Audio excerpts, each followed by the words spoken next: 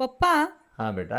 धर्म माणसासाठी आहे की माणूस धर्मासाठी आहे? तुमचं यावर काय मत आहे? ओके, खूप चांगला प्रश्न विचारलास बेटा. कारण धर्माच्या राजकारणानं सध्या देशामध्ये प्रचंड हल्लकल्लोळ माजला आहे. एक लक्षात घे बेटा, मी तुला धर्माच्या निर्मिती संदर्भामध्ये सांगतो की धर्म हा माणसासाठी तयार करण्यात आला. माणसांनी धर्म तयार केला की लोकांना नैतिकतेची सवय लागावी. कारण तुला एक मूळ थोडक्यामध्ये सांगतो बेटा की या सगळ्या धर्मांची निर्मिती, मग तो हिंदू असेल, ख्रिश्चन असेल, इस्लाम असेल किंवा जगातले जे काही धर्म असतील, पण हे जे प्रमुख धर्म आहेत, या धर्मांची निर्मिती करताना त्या धर्माचे जे काही तत्ववेत्ते होते त्यांनी धर्माची निर्मिती कुठल्या काळामध्ये केली, तर त्या काळामध्ये लोक सुसंस्कृत नव्हते, जंगली त्यावेळेस राज्य होतं आणि लोक एकमेकांचा आदर वगैरे जसं आज आपण म्हणतो ना, अशा प्रकारची रानटी संस्कृती, अनकल्चर्ड, असंस्कृत लोक त्या काळामध्ये होते. म्हणून त्या काळामध्ये जे कुठले लोक असतील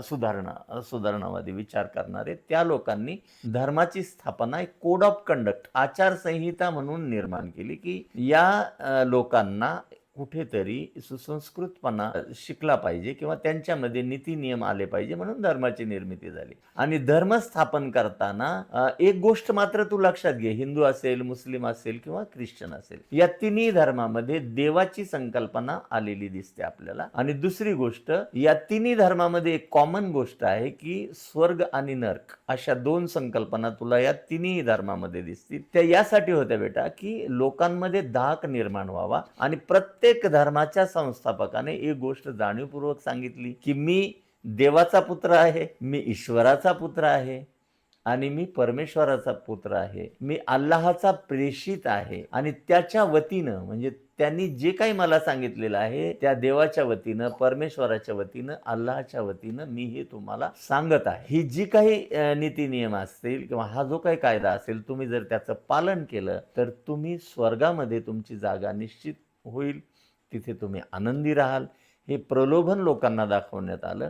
आणि तुम्ही जर नित्यनियमाने, धर्माने सांगितल्यानुसार आचरण केले नाही तर तुम्ही नरकात जाल, म्हणजे हेल, आणि म्हणजे काय म्हणतात त्याला, स्वर्ग आणि नरक, हेल अँड हेवन, अशा पद्धतीचं तिन्ही धर्मामध्ये हा समावेश आहे. म्हणून माणसाच्या रक्षणासाठी धर्म तयार झाले. पण आज तुला चित्र असं दिसत असेल की धर्माच्या रक्षणासाठी माणसं एकमेकांचे प्राण घेत आहेत, एकमेकांचे शत्रू बनत आहेत. लक्षात आलं बेटा तुझ्या?